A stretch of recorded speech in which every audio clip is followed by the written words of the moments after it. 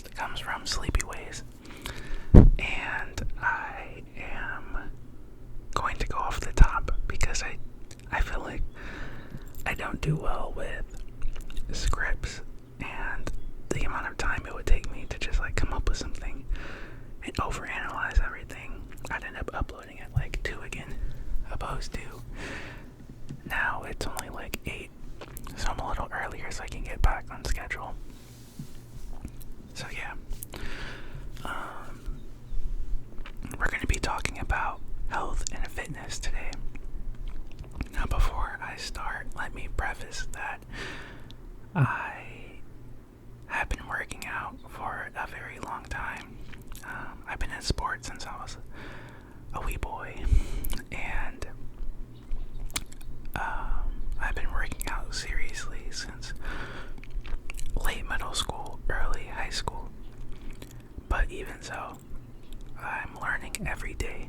I've learned some basic stuff even just recently. It's kind of wild. The industry is so big, and there's so much knowledge out there. So never trust anybody if they tell you they know everything it is about fitness and health, because that is highly unlikely. But regardless, I hope that the birds are okay. They're kind of going ham today, but I thought it might sound a little calming, relaxing. I don't know, give it some background noise. But yeah, let's get right into it. Maybe we can first start off with the fitness industry as a whole. Now, there are a lot of good aspects to it, but there are also a lot of not so good aspects about it. Cool. We're gonna cut that out because that was so loud. I think it was a truck. But there's a lot of good aspects of the fitness industry, but there's also a lot of negative ones as well. The good ones being that you are focusing on your health, you're educating yourself on your health, which is very, very important if you care about how long you live and feeling good. If you don't, then okay. The other aspect, or the other side, the negative side, a lot of addictions, one example being caffeine, body image issues, etc., etc. So, I guess we can talk about some of the negative things first. It's important to remember that you are unique. I say this a lot on this channel. You are unique. Your body is unique to yourself. And to strive to look like somebody is a very not good mindset. So for a while, I wanted to look like Jason Momoa. That man is beautiful. And then I realized that I will most likely never look like Jason Momoa unless I started taking steroids, and that's not something I wanted to do. So yeah, it sets an unreal expectation on yourself when you're trying to look like somebody else. Now, of course, there's certain examples where I could maybe find somebody that had my similar body type, and I could strive to look like, achieve that body type. But you get the point. It's just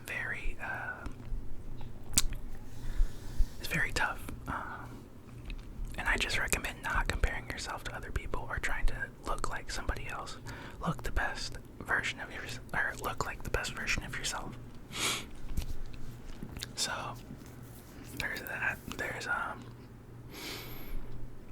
also implants and steroids. When you throw those into the mix, it also makes things a little confusing, I think, for people that just get into working out. And real quick, working out and health, they're in the same ballpark, but they're two different things. Somebody can work out every day and be unhealthy.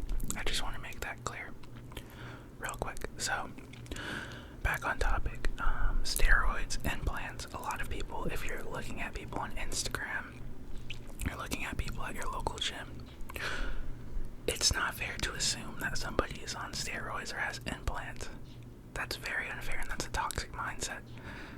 And honestly, I think to assume those things stems from maybe a little bit of self-hate, or a little bit of envy or jealousy.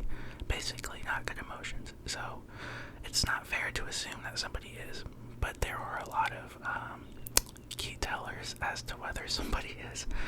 And also, it just proves the point that you should not compare yourself to other people. When I'm in the gym and I see these people with quads twice my size, it's sometimes you get a little self-conscious and you're like, dude, okay, wow, my thighs are so small, but you just don't know who is juicing.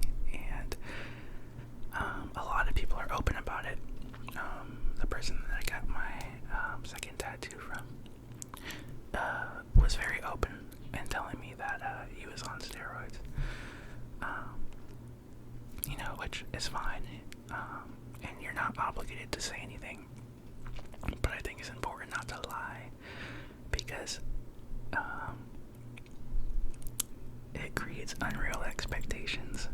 We have people out here lying about the fact that they're on stuff, and guys are like, okay, well, it's, I can get to that point. And when they can't, they start taking stuff. And women, there's a lot of women that work out, like YouTube channels or Instagram channels, where some are open about the fact that they have implants, or that they are taking they're taking stuff. And then there's others who are not open about it and will say that they're all natural, when if you've been around long enough in the community, you can just tell. That's the fact of the matter. Some things are just not achievable naturally. And again, that's okay. You shouldn't judge somebody for taking those things. But again, honesty is key, in my opinion. Honesty is key. You really have to be honest. Young men and women are so impressionable. And you have to be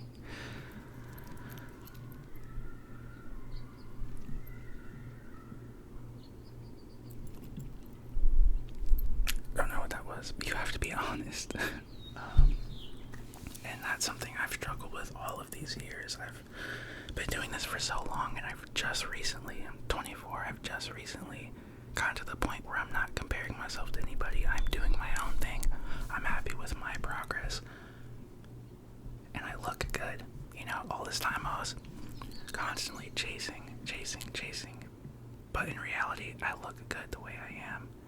And I had never stopped to appreciate that. So of course, you're never going to be happy if you feel like you've never actually made it. When in reality, there's, you're taking a lot of steps and you're making it over and over and over. So, next, I guess we can talk about health. The reason why I said that health is, can be very separate. The reason why I said that health can be very separate from fitness is because, for example, if you've never heard of the term dirty bulk, it's where guys will consume a bunch of calories on their bulking cycle, but not care about what they're getting the calories from. So they might go to McDonald's and get 5 Big Macs, just for an example, 5 Big Macs, some fries, and etc., to get their calories in. Which is, I think we can all guess that that's not healthy and that's not good for you, or assume. So, just an example of how, somebody can be in the gym all the time and care about fitness, but not actually be healthy. Same with caffeine addiction. That's something that most people who are in the gym struggle with. Don't even get me started on dry scooping. See, trends like this pop up and that trend has been around for a while on YouTube. I remember seeing it like years years and years ago, but I'm starting to see it on Instagram again, and it's so unhealthy, so unhealthy. You're taking 200, sometimes more, milligrams of caffeine straight to your dome with a little bit of water. Your heart is gonna hate you, and there's just no way that that's gonna catch up to you. I guess I didn't mean for this to be a rant, but these are just different things that are coming into my head. But yeah, caffeine addiction is a very big thing. People already consume a lot of coffee, and then they're also consuming the pre-workout, which has, again, 200 milligrams, most of the time more than that. In one scoop, a lot of people double scoop. You see, like, the trend, like, it just gets very, very bad, especially if you have an addictive personality already. I'm not saying you're gonna die, but, you know, what's the point of you working out, you know? Is looking good at the cost of your health and feeling good. I don't think it's worth it. So, yeah, as far as like food and stuff, I think that's another tough thing. It's just something that you have to understand when you get into it. You're going to constantly be researching, you're going to constantly be learning new things, finding new things out about yourself. I was vegan for a year. I got me and my ex-partner into that journey, and it was great. Honestly, I made some huge gains being vegan, and then I stopped. It was a combination of missing a lot of the foods that I had grown up on. I'll share this about myself. I don't have a very good relationship with food. I'm working on it to this day, but I have a habit of binge eating. I eat on my bad days, I can eat a lot of food. I'm talking like 3-4 people's worth of food in a day. And again, as you can assume, that's not exactly healthy. But it's more of a comfort thing for me. I think I eat when I get bored, and I eat when I want to feel good. And so, yeah. Besides the point, so I got off because I was missing a lot of foods that I was eating before, specifically seafood. I really love seafood. And I got off, and I was doing like, I was eating a lot of plant-based foods. And then I would have, every now and then, I would have like a meat or whatever I decided I wanted, because my ex was still vegan, so there was still food in the that she was buying there. So, anyways, fast forward, I went back to being vegan, and when I say vegan, just to specify, I do mean, yes, the lifestyle. So, products, clothing, shoes, all that good stuff, and because the reason why I specify that is because there's a difference between that and plant-based. But fast forward again, I got off. This is the most recent time, and I got off again. And now I basically just eat what I want to eat. It just so happens that I primarily eat plant-based foods. That's what I enjoy. That's what I notice makes me feel the best. And having the variety of both offsets how bad I can feel when I have just that one, as far as meat and dairy and stuff like that. When I'm just having that, I feel so bad. And the reason why I feel so bad is because, again, I know how good it feels to be on a vegan, living a vegan lifestyle with food. So, having a mix of both, I feel pretty good. I'm not exactly sure where I want to go with it. It's just easier for me right now. I think that most of us understand that food can be very hard when it comes to finances. If you don't have time to cook, it's going to be a little harder. If you don't have the money to go grocery shopping for nice foods, it's going to be tough. Opposed to just having a couple of dollars and going to Taco Bell and getting a couple of burritos. That's so easy. It saves time and it's cheap. So I get it, and I've had to do that myself. So it's all up to you what fits best with your lifestyle, what fits best with your finances, your time. If you work more than the average person, then of course you're not going to want to spend your free time cooking.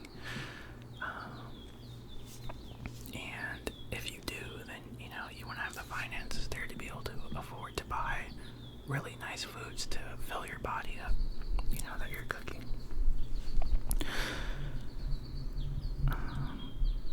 As far as fitness and veganism, from my experience, there's just no debate as far as what you can accomplish on living a vegan lifestyle. There's no difference. I've been on and off so often, and there's no difference. Again, honestly, I've made better gains, and I've felt better, being vegan and consuming vegan protein and things like that. Okay, I'm trying to mute it every time a really loud car drives by. Yeah, find what works best for you, and if you want to go for the leap, try it out. It can't hurt to try. You're not gonna die, trust me. There's a bad stigmatism when it comes to that lifestyle as well as the people, but I think that the more people that are coming out and trying it, I think that it's being lessened. All the people aren't weird. Yes, they are human. I remember seeing a sign for Rudy's, and it said, vegans aren't human, or something like that. And it's kind of funny, but at the same time, it's just like, man, they're not all that different from everybody else. They're just choosing to eat different foods and live a different lifestyle for various reasons, whether that be for the animal side of things, or whether that be for how they feel, health. There's so many different reasons.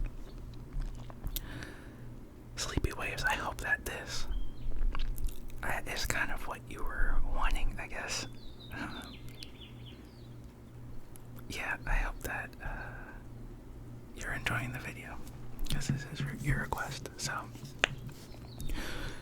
maybe I'll end off the video because it's getting a little long, and I don't remember how long the videos can be before I can't post them on YouTube anymore. I wish I could post longer videos, honestly, because I'd love to do a reading for an hour or something, or a longer tapping video or something, but I can't. But anyways, be careful, do your research, find somebody maybe on YouTube that you really like. I would recommend, if you're starting to go to the gym, I would recommend Jeff Nippard. I think that's his name. I would recommend him. Very good. Teaching you about very also short and consumable videos, but teaching you about form, the best exercises, saving time in the gym. You can easily, if you're serious about lifting, you can easily spend 2 hours plus in the gym. No lie. But when you cut down the time that you're on your phone, when you cut down the exercises that aren't doing the most for you, opposed to there's another exercise that can do 2 things at once, it can save a lot of time. But I think that he's a great source of information on YouTube. You're gonna find that you're gonna maybe maybe fall off of some people because you find out some things that they're not teaching correctly, and then find other things. It's a whole process and a journey, but it's fun. Have fun. Enjoy yourself. Enjoy getting stronger. Enjoy feeling healthier. Because your body's gonna enjoy it. So, yes. Thanks for watching. Thanks for listening. If you made it this far in the video, wow, you are so amazing. Thank you for the support. Thank you for